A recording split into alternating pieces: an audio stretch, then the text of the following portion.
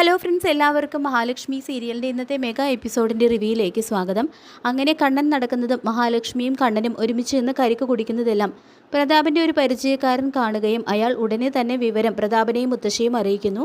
അവൻ ഇപ്പോഴും വീൽ ചെയറിൽ തന്നെയാണെന്നും നിനക്ക് ആൾ മാറിയതാണെന്നെല്ലാം പ്രതാപൻ പറയുന്നുണ്ടെങ്കിലും രണ്ടുപേരും ഒരുമിച്ച് നിന്ന് കരിക്ക് കുടിക്കുന്നത് ഞാൻ കണ്ടിട്ടാണ് വരുന്നതെന്നും എൻ്റെ കണ്ണിന് കുഴപ്പമൊന്നും ഇല്ല എന്ന് അയാൾ ഉറപ്പിച്ച് പറയുന്നതോടുകൂടി പ്രതാപനും മുത്തശ്ശിയുടെയും വീണ്ടും ചങ്കെടുപ്പ് കൂടുന്നുണ്ട്. തുടർന്ന് ഇത് സത്യമായിരിക്കും അമ്മയെന്ന് പ്രതാപൻ ചോദിക്കുമ്പോൾ പറയാൻ പറ്റില്ല, കണ്ണൻ്റെ കുഞ്ഞാണ് അവളുടെ വയറ്റിൽ കിടക്കുന്നതെന്ന് നമ്മൾ എത്ര നാൾ കഴിഞ്ഞാണ് അറിഞ്ഞത്. ഇതൊരിക്കലും കരുണമോൾ അറിയാൻ പാടില്ല, അറിഞ്ഞാൽ അവൾ എന്തെങ്കിലും കടുങ്കൈ ചെയ്യും. ഇത് സത്യമാണോ എന്നറിയാൻ നീ കണ്ണൻ്റെ പുറകെ പോകണമെന്നെല്ലാം മുത്തശ്ശി പറഞ്ഞു കൊടുക്കുന്നുണ്ട്.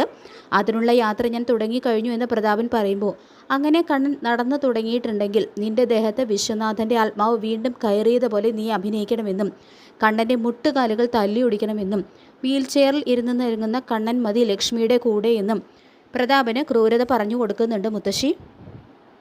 ഇതേസമയം കണ്ണനാണെങ്കിൽ കരുണയ്ക്ക് ഏത് രീതിയിലാണ് ശിക്ഷ കൊടുക്കേണ്ടത് എന്നുള്ള കാര്യങ്ങളെല്ലാം മഹിക്ക് പറഞ്ഞു കൊടുക്കുന്നുണ്ട്. അയാളുടെ മകൾ കമലേശ്വരത്ത് കിടന്ന് നട്ടം തിരിയുന്നത് കണ്ട് അയാളുടെ കണ്ണിൽ നിന്നും ചോര പൊടിയണം, എങ്കിലേ എൻ്റെ അച്ഛൻ്റെ ആത്മാവിന് ശാന്തി കിട്ടൂ. ഇതെൻ്റെ അച്ഛനോട് അയാൾ ചെയ്ത ക്രൂരതയ്ക്കുള്ള ശിക്ഷ മാത്രമല്ല, തന്നോടും തൻ്റെ അച്ഛനോടും ഒക്കെ അമ്മയോടും ഒക്കെ പ്രതാപനും അയാളുടെ അമ്മയും കരുണയൊക്കെ ചെയ്തു കൂട്ടിയതിനുള്ള ശിക്ഷ കൂടിയാണ് നമ്മൾ കൊടുക്കാൻ പോകുന്നത്. സ്വന്തം അച്ഛനും മുത്തശ്ശിയും കൂടെയുണ്ടെന്ന് കരുതി അവൾ അഹങ്കരിച്ചതിന് കയ്യും കണക്കുമില്ല. അതിന് അവളെ മാത്രം കുറ്റം പറഞ്ഞിട്ടും കാര്യമില്ല. പ്രതാപനും അയാളുടെ അമ്മയും ചേർന്ന് അവളെ വളർത്തി വഷളാക്കി. ഇനി താൻ വേണം അവളെ ഒരു പാഠം പഠിപ്പിച്ച് നല്ലൊരു പെൺകുട്ടിയായിട്ട് മാറ്റിയെടുക്കാൻ. അത് താൻ വേണം ചെയ്യാൻ എന്നൊക്കെ പറഞ്ഞു കൊടുക്കുന്നുണ്ട് കേട്ടോ കണ്ണൻ. അങ്ങനെ കണ്ണനും മഹിയും കരുണയെ ഒരു പാഠം പഠിപ്പിക്കാൻ തന്നെ തീരുമാനിക്കുന്നു. ഇതേ സമയം കരുണയാണെങ്കിൽ ഇത്രയും കാലം എൻ്റെ മുന്നിൽ പഞ്ചപുച്ഛം അടക്കി നിന്നിരുന്ന സ്വന്തം ഭർത്താവ് പോലും തൻ്റെ മുന്നിൽ നട്ടെല്ല് നിവർത്തി നിന്ന് സംസാരിക്കാൻ തുടങ്ങി. ഇനിയിപ്പോൾ അയാൾ എല്ലാ കാര്യങ്ങളും അറിഞ്ഞു കഴിഞ്ഞാൽ എന്നെ ഈ വീട്ടിൽ നിന്നും കഴുത്തിന് പിടിച്ച് വെളിയിൽ കളയും എന്നുള്ള കാര്യം ഉറപ്പാണ്. എൻ്റെ സ്വന്തം വീട്ടിൽ എൻ്റെ പാദസേവ ചെയ്ത് കഴിഞ്ഞിരുന്നവളാണ് ഇപ്പോൾ ഇവിടുത്തെ മഹാറാണി. അവളോട് കണ്ണേട്ടൻ ക്ഷമിച്ചതുപോലെ എന്നോട് എൻ്റെ ഭർത്താവോ അമ്മായിയമ്മയോ ഒന്നും ഒരിക്കലും ക്ഷമിക്കില്ല. എന്ത് ശിക്ഷയായിരിക്കും കണ്ണേട്ടൻ എനിക്ക് തരാൻ പോകുന്നത് എന്നെല്ലാം ആലോചിച്ചിങ്ങനെ ടെൻഷനോടെ ഇരിക്കുകയാണ് കേട്ടോ കരുണ.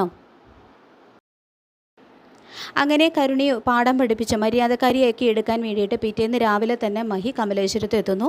തുടർന്ന് ഇന്നു മുതൽ നിൻ്റെ ജീവിതത്തിനൊക്കെ അടിമുടി ഒരു മാറ്റം വരാൻ പോവുകയാണെന്നും വിവാഹം കഴിഞ്ഞ് 1 വർഷം കഴിഞ്ഞിട്ടും നിനക്ക് ഇതുവരെ ഒരു മാറ്റം ഉണ്ടായിട്ടില്ല. അതുകൊണ്ട് ഇന്നു മുതൽ ഈ വീട്ടിലെ സകല ജോലികളും നീ തന്നെ ഒറ്റയ്ക്ക് വേണം ചെയ്യാൻ. അതുകൊണ്ട് ആദ്യം തന്നെ നീ അടുക്കളയിൽ കയറി ചായ ഇട, എന്നിട്ടത് എല്ലാവർക്കും കൊണ്ടുപോയി കൊടുക്കുക എന്ന് മഹി കരുണയോട് ആജ്ഞാപിക്കുന്നു. എന്നെ കൊണ്ടൊന്നും പറ്റില്ല എന്ന് പറഞ്ഞ് കരുണ വാശിയിൽ നിൽക്കുമ്പോൾ, എങ്കിൽ നീ വിവരം അറിയും. ഇത് കണ്ണേട്ടൻ നിന്നുള്ളിലൂടെ നിൻ്റെ അച്ഛന് കൊടുക്കുന്ന ശിക്ഷയാണ്. മകളെ മഹാറാണിയായിട്ട് വാഴിക്കാൻ വേണ്ടിയിട്ടല്ലേ നിൻ്റെ അച്ഛനും മുത്തശ്ശിയും കൂടി ഇങ്ങോട്ട് പറഞ്ഞു വിട്ടത്. ജീവിതം എന്താണെന്ന് നിന്നെ ഞാൻ പഠിപ്പിച്ചു തരാം. ഇനി അനുസരണക്കേട് എന്തെങ്കിലും കാണിക്കാനാണ് ഭാവമെങ്കിൽ നിൻ്റെ അച്ഛനാണ് കണ്ണേട്ടൻ്റെ അച്ഛനെ കൊന്നതെന്ന് അറിയേണ്ടവരൊക്കെ അറിയുമെന്നും മഹി താക്കീത് നൽകുന്നുണ്ട്. എൻ്റെ അച്ഛൻ ചെയ്ത തെറ്റിന് എന്നെ എന്തിനാ പാഠം പഠിപ്പിക്കുന്നത് എന്ന് കരുണ ചോദിക്കുമ്പോൾ അത് കണ്ണേട്ടൻ്റെ തീരുമാനമാണെന്ന് പറയുന്നുണ്ട് മഹി.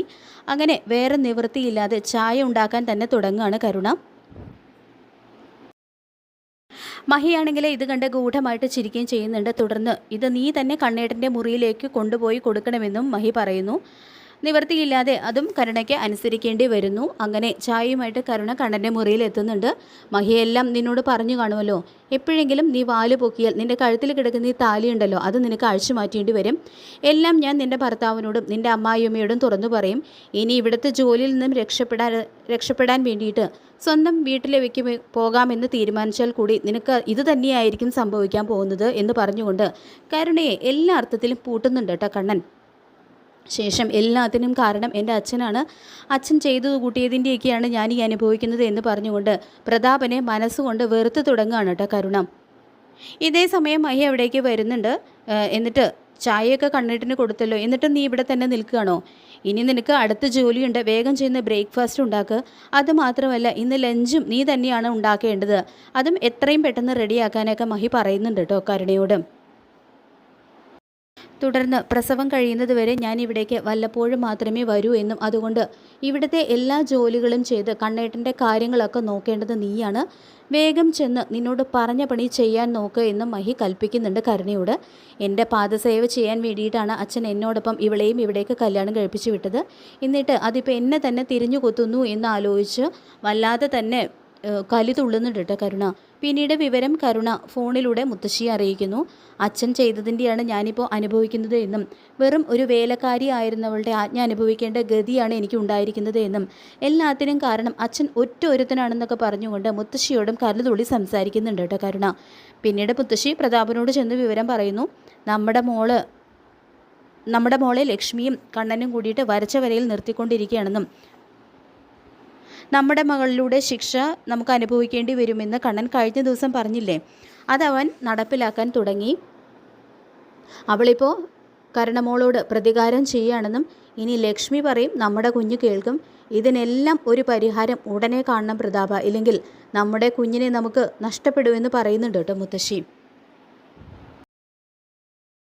പ്രതാപനാണെങ്കിലും കരുണയുടെ അവസ്ഥ അറിഞ്ഞ് വല്ലാതെ തന്നെ വിഷമിക്കുന്നുണ്ട്. ഞാൻ കാരണമാണല്ലോ എൻ്റെ കുഞ്ഞിന് ഇങ്ങനെ ഒരു ഗതി വന്നത്. അവളെ രാജകുമാരിയായിട്ട് വാഴിക്കാൻ വേണ്ടിയിട്ടാണ് കമലേശ്വരത്തേക്ക് കല്യാണം കഴിപ്പിച്ചു വിട്ടത്. എന്നിട്ടിപ്പോൾ അവൾ ഇവിടുത്തെ വെറും ഒരു വേലക്കാരിയായി മാറിയല്ലോ. ഇതിനെത്രയും പെട്ടെന്ന് എന്തെങ്കിലുമൊക്കെ ഒരു പരിഹാരം കണ്ടുപിടിക്കണമെന്ന് തന്നെ പ്രതാപനും ചിന്തിക്കുന്നു. അങ്ങനെ കരുണയുടെ ആ അടക്കവും ഒതുക്കവും ഒക്കെ കാണുമ്പോൾ ദുർഗയ്ക്കും ഉണ്ണിക്കുമൊക്കെ ചില സംശയങ്ങൾ തോന്നുന്നുണ്ട്. മുൻപ് അവളുടെ അച്ഛൻ്റെ അവസ്ഥ ആലോചിച്ചിട്ടാണ് അടങ്ങിയതാണെന്നാണ് കരുതിയിരുന്നത്. പക്ഷേ ഇപ്പോൾ അയാളുടെ അസുഖമൊക്കെ മാറി. എന്നിട്ടും കരുണ ഇങ്ങനെ കണ്ണനെയും ലക്ഷ്മിയൊക്കെ അനുസരിക്കുന്നത് എന്തിനായിരിക്കും? അതിന് തക്കതായ എന്തെങ്കിലും കാരണമുണ്ടെന്ന് തന്നെ അവർക്ക് തോന്നിപ്പോകുന്നു. ഏതായാലും കണ്ണനും മഹാലക്ഷ്മിയും കരുണയ്ക്ക് കൊടുക്കുന്ന ഈ ശിക്ഷയിൽ വലിയൊരു മാറ്റം തന്നെ കരുണയ്ക്ക് ഉണ്ടാകുന്നുണ്ട്.